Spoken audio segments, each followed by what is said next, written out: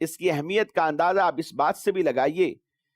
کہ حضرت عمر بن خطاب رضی اللہ تعالی عنہ نے اپنے گورنروں کو یہ حکم لکھ کر بھیجا کہ میرے نزدیک تمہارے تمام امور میں سے سب سے زیادہ جو اہمیت ہے وہ نماز کی ہے، یعنی نماز بہت اہم ہے، کہ حضرت عمر بن خطاب رضی اللہ تعالیٰ عنہ امیر المؤمنین ہیں، اپنے ماتحت جو گورنر ہیں ان کو یہ پیغام لکھ کر بھیجتے ہیں کہ نماز کو اہمیت دو، یعنی خود بھی نماز پڑھو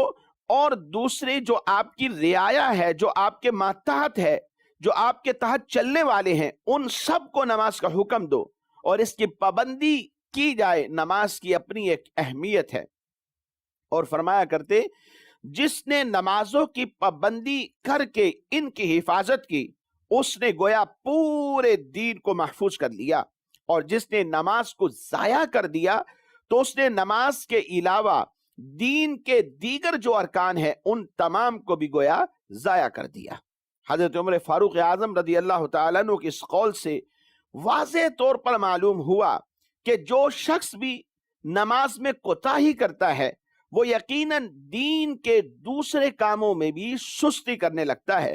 اور جس نے وقت پر خشوع و خضوع کے ساتھ نمازوں کا اہتمام کیا، نماز فجر کا وقت آیا، خشوع و خضوع کے ساتھ اس کے وقت میں ہی نماز کا اہتمام کرتا ہے، اسی طرح نماز ظہر ہے، عصر ہے، مغرب ہے، عشاء ہے، تمام نمازوں کو اپنے ان اوقات کے اندر کہ جن جن اوقات میں نمازوں کا حکم آن پہنچا اور یہ زندہ ہے، صحیح و سلامت ہے، کوئی شرعی عذر لاحق نہیں،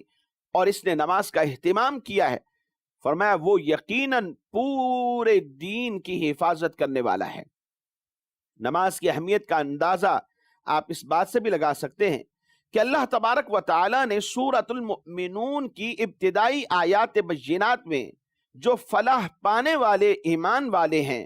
جو سکسیسفل لائف گزار کر اس دنیا سے جانے والے ایمان والے ہیں، ان کے اوصاف کا ذکر کیا۔ مومنین کی کم و بیش ان آیات بینات میں 6 صفتیں بیان فرمائیں،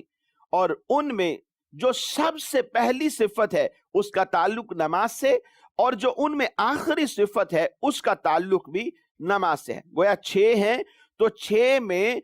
2 جگہ پر نماز کا ذکر ہے اور 4 بقیہ اوصاف ذکر فرمائے۔ فرمایا قد افلح المؤمنون، بے شک مراد کو پہنچے ایمان والے، کون سے؟ الذین هم فی صلاتهم خاشعون، جو اپنی نمازوں میں گڑ گڑاتے ہیں، نمازوں میں خشوع کرتے ہیں، خشوع و خضوع کے ساتھ اللہ تبارک و تعالیٰ کی بارگاہ میں حاضری دیتے ہیں اور نماز کا اہتمام کرتے ہیں۔ اور آگے چل کر فرمایا والذین هم علی صلواتهم یحافظون، اور وہ جو اپنی نمازوں کی نگہبانی کرتے ہیں۔ پہلی صفت خشوع و خضوع کے ساتھ نمازوں کو ادا کرنا ہے، اور آخری صفت نمازوں کی پوری طرح حفاظت کرنی ہے۔ اس سے ظاہر ہوتا ہے نماز کا اللہ تبارک و تعالیٰ کی بارگاہ میں بہت بڑا درجہ ہے، اور یہ کس قدر محتم بشان کام ہے کہ مومنین کی صفات کو نماز سے شروع فرمایا اور نماز پر ہی ختم فرمایا۔ اس کے بعد اللہ تبارک و تعالیٰ نے ان صفات کے حاملین کے بارے میں ارشاد فرمایا اولئک هم الوارثون، یہی لوگ وارث ہیں۔ کس چیز کے وارث ہیں؟ الذین یرثون الفردوس هم فیہا خالدون، کہ فردوس کی میراث پائیں گے اور وہ ہمیشہ اس میں رہیں گے۔ یعنی یہی وہ لوگ ہیں جو جنت کے وارث یعنی جنت کے حقدار ٹھہرے ہیں۔ جنت بھی کون سی؟